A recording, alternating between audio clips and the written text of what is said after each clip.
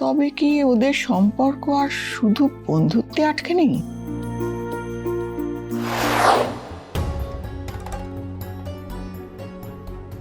Shaon madam কোথায় চলে গেলেন? এতবার করে ফোন করছি, ফোনও লাগছে না। এত রাতে তো উনি নিশ্চয়ই বাড়ির বাইরে যাবেন না, তাহলে গেলেনটা কোথায়? আমি এবার বাড়ির ভেতরটা গিয়ে দেখি।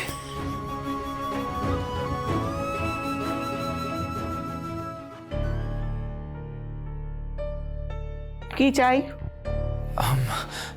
না না বড় মা, কিচ্ছু চাই না। আসলে এত বড় জায়গা, এতগুলো ঘর তো আমি না বুঝতে পেরে আপনার ঘরে চলে এসেছি। সরি। দাঁড়াও,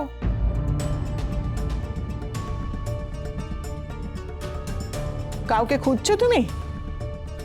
হ্যাঁ, আসলে আমি শাওন ম্যাডামকে খুঁজতে খুঁজতে আপনার এই ঘরে চলে এসেছিলাম। শাওনকে কেন খুঁজছো?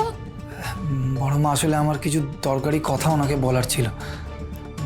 ক্ষমা করে দেবেন, আমি এই সময় আপনাকে বিরক্ত করতে চাইনি। আমি একদম ভুলে গেছিলাম বড় মা যে এদিকে আপনারই ঘর। ক্ষমা করে দেবেন বড় মা, আমি আসছি। আমার তোমার সঙ্গে কিছু কথা বলার আছে। এদিকে এসো।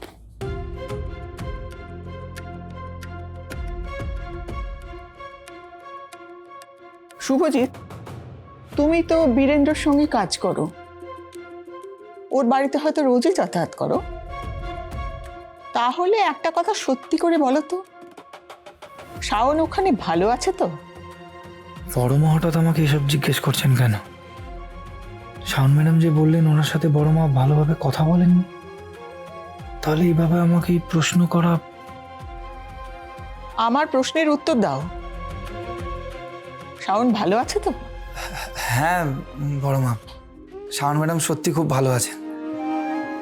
আসলে উনি তো বরাবরই বেশ ছেলে মানুষ, খুব সাদাসিধে মনের মানুষ। সবার কথা ভাবেন, সবাইকে ভালো রাখতে চান। আর সব থেকে বেশি তো উনি স্যারকে ভালোবাসেন। এই যে আমি স্যারের ওখানে কাজ করি, কিন্তু কোনোদিনও না স্যার না শাওন ম্যাডাম আমাকে বাড়ির কর্মচারী হিসেবে দেখেনি। আমার সাথে সবসময় ভালোভাবে কথা বলেন, খুব সম্মানও দেন, খুব ভালোবাসা দেন। বন্ধুর মতন খোলা মনে হাসি মুখে মিশেছেন। আর আমিও না সবসময় চেষ্টা করি শাওন ম্যাডামকে খুশি রাখার। কারণ আমি সামান্যতম কোনো সমস্যাতে পড়লেও না উনি সাহায্য করতে ছুটে চলে আসেন। কখনো মজা করে আমাকে হাসানোর চেষ্টা করেন, আবার কখনো বকা দেন।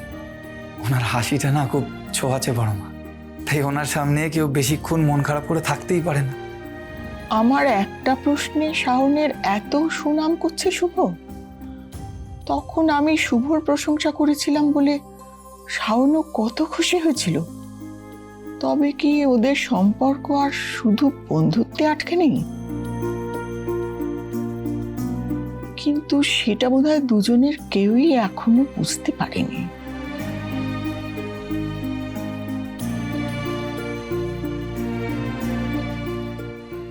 আর আমি আপনাকে কথা দিচ্ছি বড় মা, শাওন ম্যাডামকে কোনোদিনও মন খারাপ করে থাকতে দেব না, সব সময় ভালো রাখবো।